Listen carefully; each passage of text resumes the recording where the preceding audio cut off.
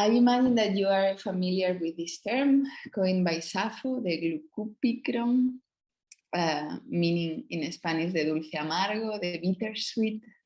And this was a term that Sappho used to refer to Eros itself. No, it's like, well, if there is something that I can say about Eros, about desire, is that its nature is bittersweet at the same time.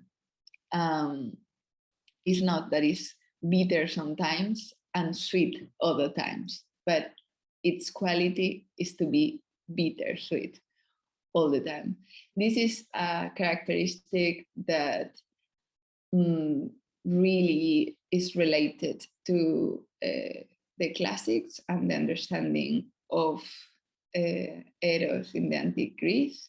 But I want to use the bittersweet as a characteristic that is specific also to lesbian desire and how lesbian writers use Sappho as the only reference, the only myth that have there in order to imagine their own symbolic genealogies. So very often, even nowadays, when we are with our queer friends or when we are with gay friends, it's very common that they use the word lesbian to mean someone who is too intense. At least I have friends who tell each other, oh, come on, don't be a lesbian. And they mean that they are being too intense. It's like, okay, relax, it's too much. Don't be so lesbian. So I'm always really amazed by how intensity is implicit in the idea of the lesbian. And I want to investigate a bit of how the understanding of Eros as bittersweet can be related to this intensity, and also this intensity maybe can be related to the fact that I commented before that the lesbian desire needs to be in its origin strong enough so is really desirable even if it brings all this losing power, losing capital, losing bonds with family, friends, etc. when you're young in certain conservative societies. No? So how is this desire that is so stubborn, that repeats itself against the structures and against certain benefits, and also how this Sapphic understanding of Glukupikron can go like through our creations in writing. So this is the first poetry book that I wrote. I was 19 when I wrote it, and I was born in a very small city in the north of Spain. Of course, I didn't have any queer community there. I didn't see any lesbians around when I was a teenager. I didn't have any reference. And for me, I think the moment of internet was a bit different and contents were not so accessible. Now we have so many people making work and PhDs on like queer, gay, lesbian studies, and all the information is available on the internet. And we find pictures, we find even recordings of a lot of authors, but at that moment I couldn't find any reference. Actually, the only lesbian writer that I remember to read was Cristina Peri Rossi, and then Susan Sontag, who wasn't really a lesbian writer as such, because I didn't read the diaries until late. So I will read some theory and I will have the fantasy of her portraits, and I will see a difference in her way of presenting herself. And so it was a way of starting being a researcher when you are super young. No? You are super young, and because you cannot find the cultural objects that speak of your desire, you become a researcher and you find your own ways of tracing small gestures and finding small mines of information and imaginary. So when I wrote this book, I really didn't have references of lesbian writers apart from Cristina Peri-Rossi and Susan Sontag. What I wrote was kind of like utopian old book that referred to a past that I was lost in our civilization, and I created an island in which women will live together in communities, and they will have their own rituals, they will have their own rhythms of production, relationships, they will have their own time to share and be in different manners, because they had a distant memory of the heterosexual city, and this is important also that I located them in an island, and then they will have a memory of the city as a heterosexual place, but then they were displaced in this island in which utopian communities are easier to be in this exercise of trying different manners of living, because an island is a small territory, so it feels more controlled. That's why maybe Cuba is like the example of trying to function as something that can be self-sustainable in difference, no? Because it's like a small territory, and you believe that symbolically you can rule difference in a small territory. It's different to imagine like in a continent, you can queer a continent all of a sudden, no? But it's easier to imagine a small community of queer women living together. So I wrote this book, and when I was writing it, I discovered Monique Wittig, and I was super impressed, because I thought, how is it possible? This is exactly what I was writing. I mean, this was the same project in a manner. In the imaginary, it was the same type of exercise, and the fantasy was so similar that I felt that there was some kind of lesbian unconscious like operating through generations, and we were creating fragmented work that was really pointing towards the same direction, of course with differences and variations, but there was some common metrics that we were sharing, no? And it's interesting because I think I never changed the direction of my work since I wrote this book. I've been trying to do the same again and again. So I've been trying to think of ways of resignifying the symbolic, making effects in the material world. It's not a game of the symbolic that remains in language or remains in forms. I was interested back then, and I'm interested now, in how changing the symbolic, changing the languages affects directly the material, because matter is what matters at the end. We want worlds available to be lived in different manners. We want our bodies to be allowed to feel and experiment in different manners that are not contained by the heterosexual norm. And now I want to share with you some text of my work. I think maybe you could share, maybe one of you could share the document in which you have the translations, and I can just read through my books, and yeah, good.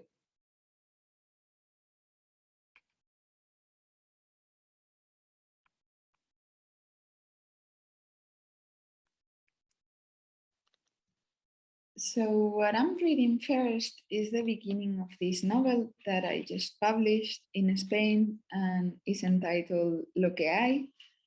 Lo que hay is a story that traverses mourning, the topic of mourning, when mourning has these two sides at the same time. One side is the mourning of someone who dies, and the other side is the mourning for someone who is alive but leaves us. No?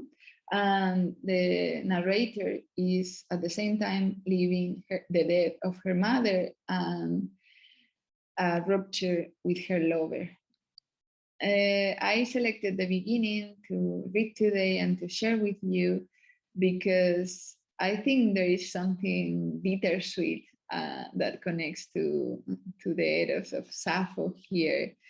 And I think we can discuss this. Of course, you might think that I'm completely wrong and it's not there, no? But when I published it and I went back to the beginning of the novel, I realized that actually the Eros bittersweet of Sappho was so present here because first, the narrator feels desire as this stubborn force that really transforms her through her life, and she's so vulnerable to desire and so vulnerable to the energies and the potentials of the companions that she has in life, that she cannot have a will outside desire completely.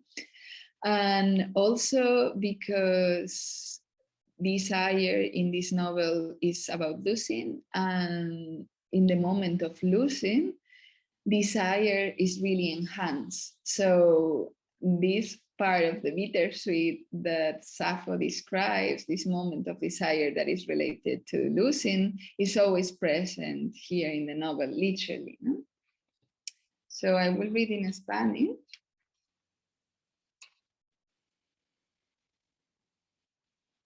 Mientras mamá moría, yo estaba haciendo el amor. La imagen me asombra y me perturba. Mi madre se iba y yo me agarraba a algo desbocado, que persevera cuando lo que más amamos, lo que nos es más familiar, comienza a suspenderse y ya nos abandona. Ella sobre mí, los muslos húmedos apretados contra mis caderas y esta mano dentro empujando. Su cuerpo todo empujando, mientras un pecho se apoya en mi boca que lo recibe. Gime en sordina, aunque la habitación más próxima está vacía y nadie puede oírla. Desde el pasillo principal vimos la puerta abierta de la habitación contigua y la cama perfectamente hecha. Estamos casi solas.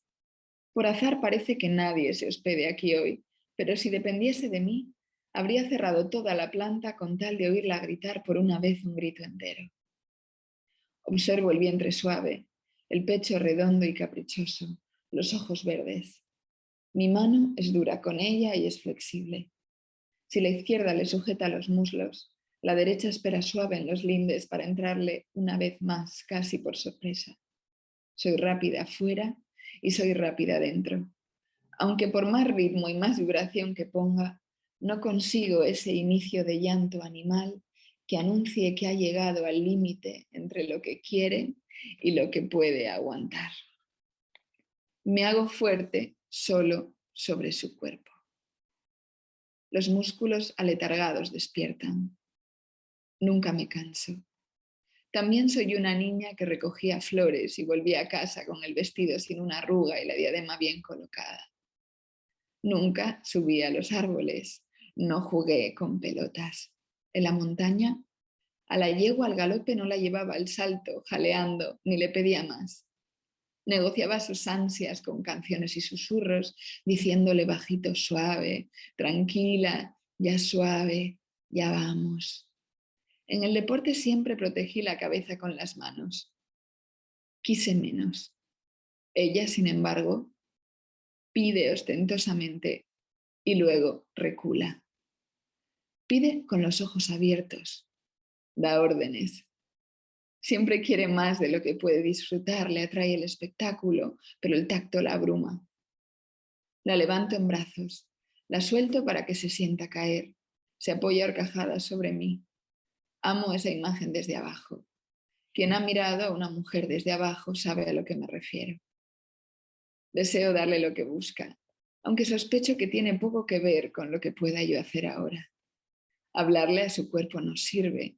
Nos conectamos con ganas desesperadas. No llegamos a entendernos. Ahora que aún dentro me quedo quieta un segundo, parece agotada, buscándose entre movimientos cada vez más amplios y tristes. La mirada redonda se apena, ya no da órdenes, comienza a alejarse y eso me asusta.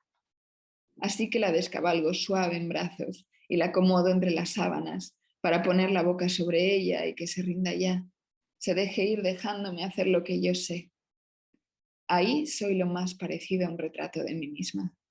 Mi hambre ciega, los ojos cerrados tocando por dentro y la boca llena, veloz, suave.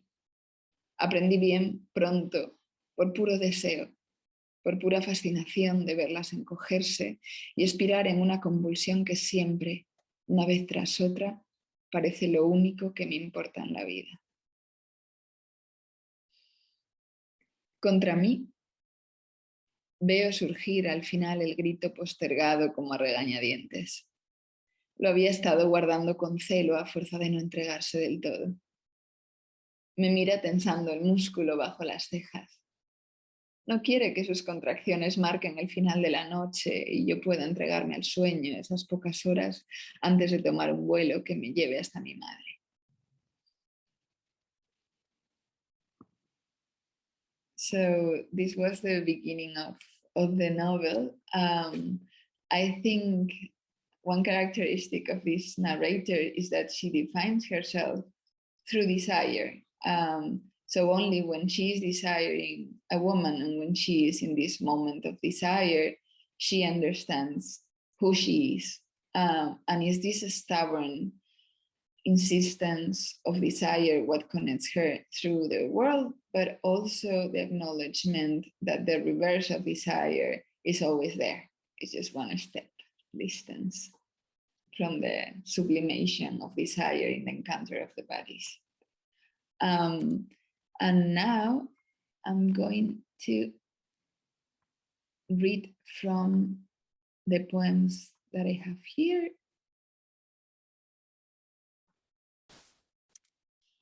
Just one sec.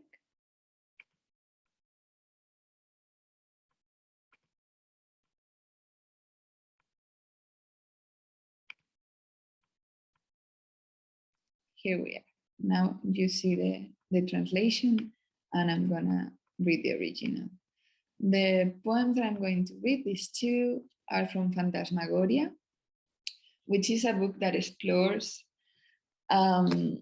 forces and affects and how they interact with images. So I wanted to describe corporeal realities through the experimentation with writing about energies and contact and the material. So this poem is also about relationality, lesbian relationality in desire. And you can imagine bodies when you read this, of course.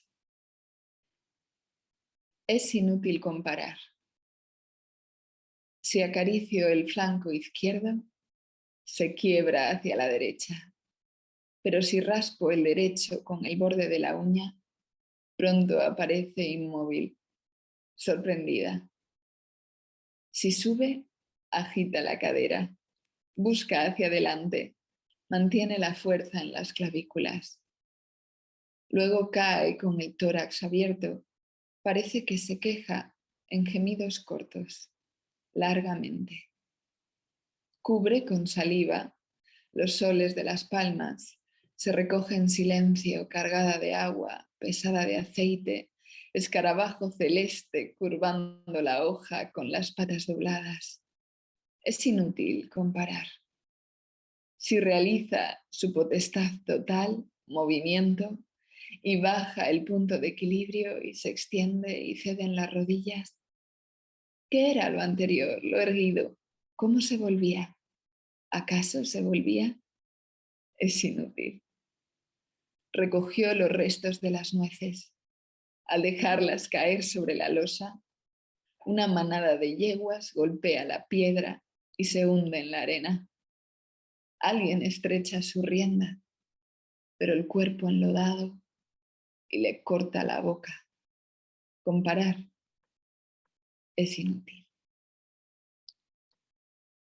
And this second and last poem, with which I'm going to finish this first part of my intervention, is also an exploration of forces and bodies and resistance, and how we are traversed by will and desire, and how this translates into energy that we use to transform the world.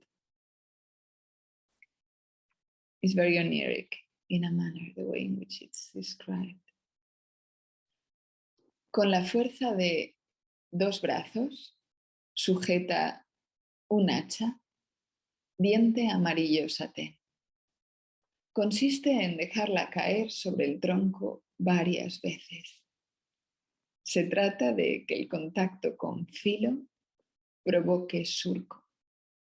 Se trata de que la incisión del cuerpo que avanza sea más obcecada que el deseo de la madera por permanecer unida. Así decimos, vencer es vencer por obcecación, trayectoria y golpe en la línea que adivina una fisura. Así decimos, hacer del árbol pieza, de una pieza 2, de una pieza 3, luego astillas, serrín, ceniza. Thank you so much.